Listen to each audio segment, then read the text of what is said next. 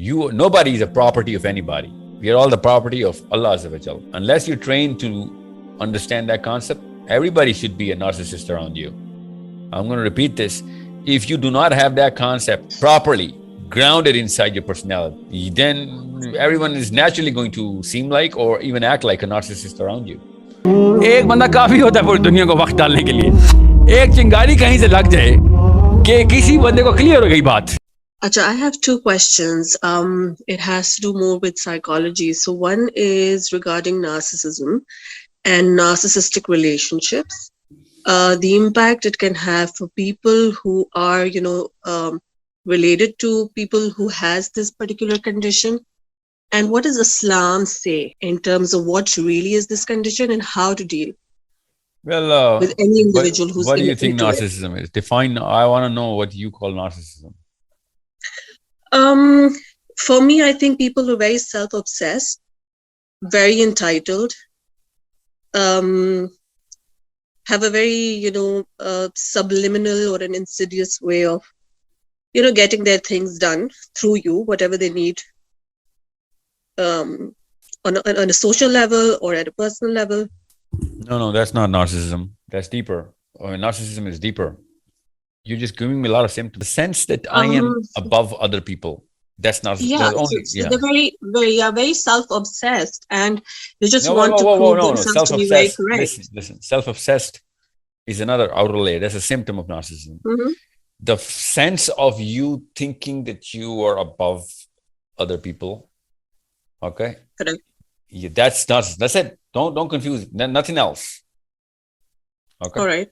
Now, whatever is going to do about this is just another output of narcissism. But that's not narcissism. Narcissism is their heightened sense of their own importance. You get that? So what does Islam say how to deal with these people? And of course, I would like you to also comment on how does that even impact people around them? It's a killer. I think it's one of the worst things that can happen to any relationship. Especially if you're a girl and your husband turns out to be a narcissist, you have two problems in your hand now. Mm-hmm. Okay, you have two problems. Now, I'm not saying if your wife is a narcissist and you got no problem. Of course, you got a big problem. But if your husband is a narcissist, you got two problems. That's how, academically you have to look at it, because you're already dependent on so many things. And now this guy has his heightened sense of self-importance. That's a big problem. That's two problems. Because he's already making out all the money. He's making ends meet. He's the provider. And all of a sudden, he thinks he's got a claim on your self-esteem. Mm-hmm. You're not a property of anybody in Islam. You need to understand that. Nobody is a property of anybody. We are all the property of Allah Azza wa Jal. Okay? So, unless you're trained to understand that concept, everybody should be a narcissist around you. I'm going to repeat this. If you do not have that concept properly grounded inside your personality, then everyone is naturally going to seem like or even act like a narcissist around you. We are such self-loathers. We have absolutely no self-esteem. We draw like we're just carpets for other people to just run over us, and then we start calling them narcissists. No, most people are not narcissists. We just do not have enough self-esteem. I'm not saying that this in your case. What I'm saying is, understand, you are not going to fix a narcissist with low self-esteem.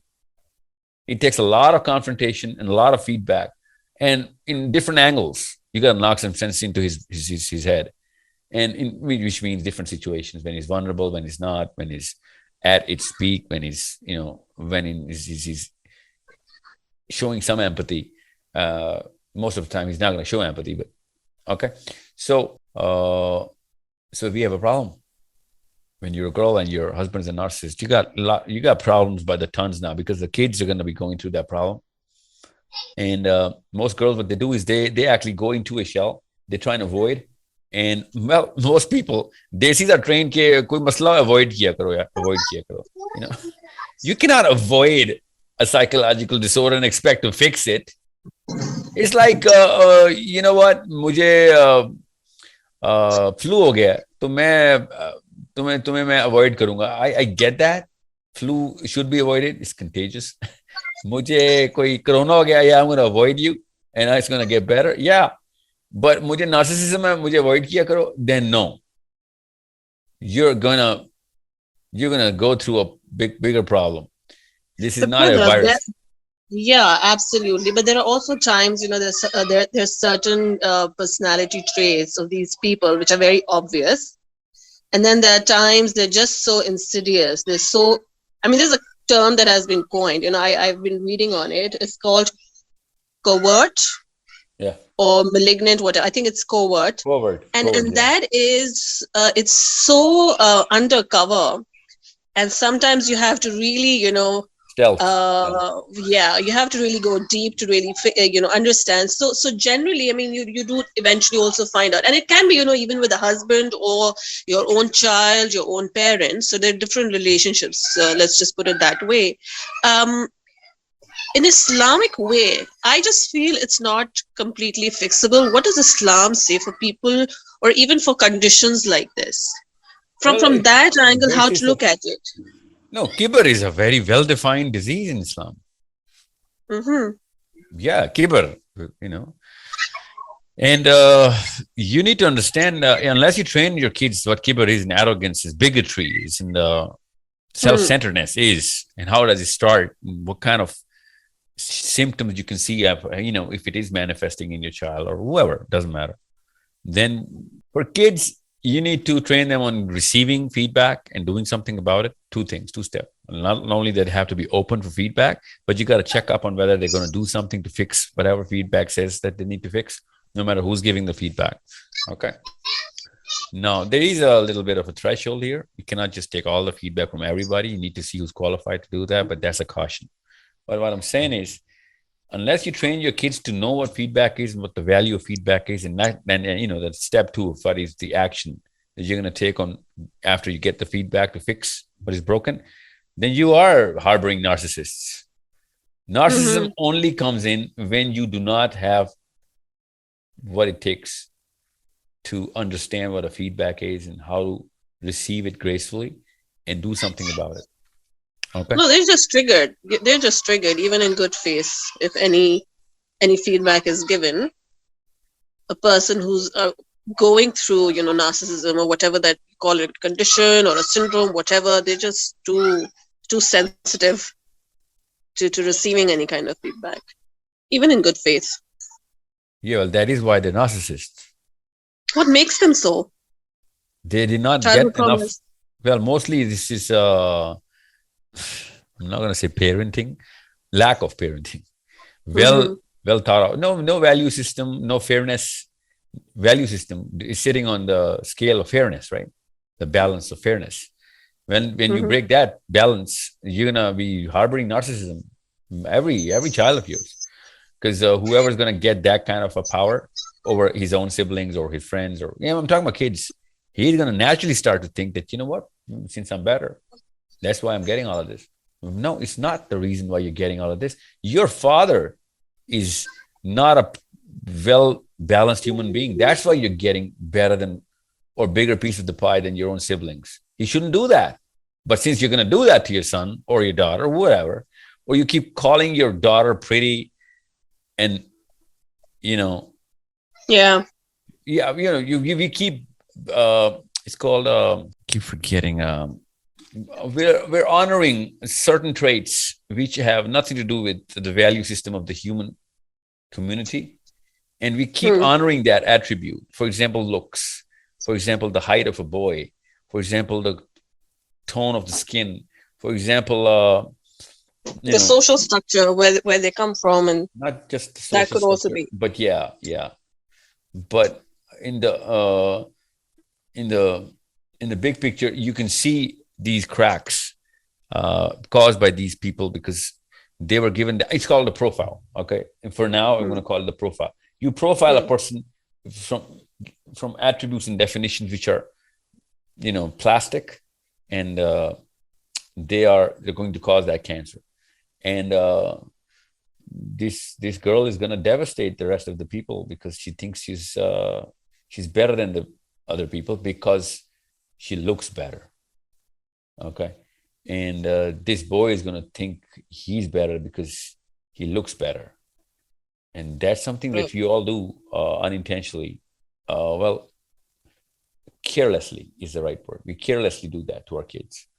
And we are harboring narcissism. We're just sowing the seed for narcissism. And just one way of doing it.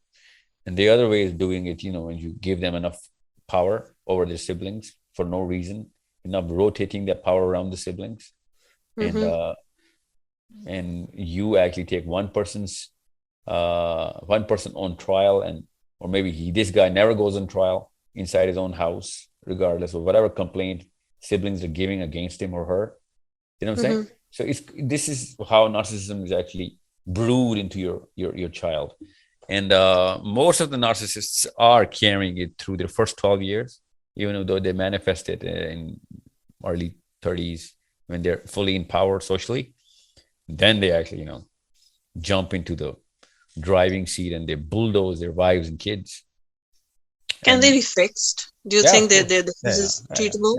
Yeah. People, remorse and repentance is abundantly visible in so many people, and because of whatever spiritual ways that they actually gone through, or direct feedback, or struggles because narcissists struggle, right? I mean, just because you're the fairest girl in the house does not gonna get you promoted at work. You know what I'm saying? No, what about an adult who has this? I'm talking about the Yeah. adult. I'm talking about the adult girl who is a narcissist, is just going to get her first job, and she's naturally going to expect the first promotion because she's like the alpha of the house. And all of a sudden she's going to get mistreated, according to her, at work, and she's going to complain and cry about it in the cafeterias and coming back home, that I'm being treated unfairly, even though she's getting that fair treatment for the first time because of her bad mommy who never did give her the right treatment. And that's when she's going to start to suffer from the next job and the next job. And then she's going to realize that, world is not what my mother told me to be, the way my mother described it. World is set on different scales. Now she gets getting firsthand knowledge of what fairness is.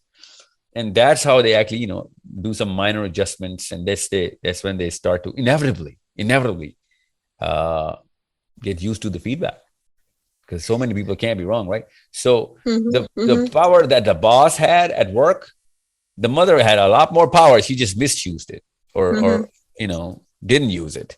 And that boss had that power, and he didn't care whether she's pretty or not. He was like, ma'am, you're going to get me in trouble because you're not going to perform. I'm going to be in trouble by the end of the year. So I'm just giving you an example here of a girl. Everybody goes through different walks of life, and people don't treat you the way your fathers were treating you, and then you start to make minor adjustments. Boys do it sooner than girls, but boys are not. There's no clean formula for getting cleansed just like that. You got to go through that. And what about the people around them? What kind of armor should they put on to be the least affected? Well, they should not be carrying. You see, armor is to defend, right? You need to actually offend that person through feedback. And I'm talking about offending that person because he's going to get offended by the right feedback. That's why he's a narcissist. Absolutely, yeah. Okay. Yeah. So armor is just for your own defense. You need an armor. Yeah, I get that. But you're not going to fix him through your armor. You're going to fix him through your sword, right? Which is your feedback. You need to keep sane in the process too, no? Well, yeah, that's a given. But you need to make him sane, because of course. So yeah, you're getting the whole concept here. You need to be a little more courageous and try and knock him down in many ways so that he can actually understand. If I just add something more, because as I said, that 12-year-old girl, I hope you listen to Ima, that little girl who was getting bullied. Yeah, same formula. You got to show resistance and you got to stand up for yourself. Simple. Yeah. Narcissism is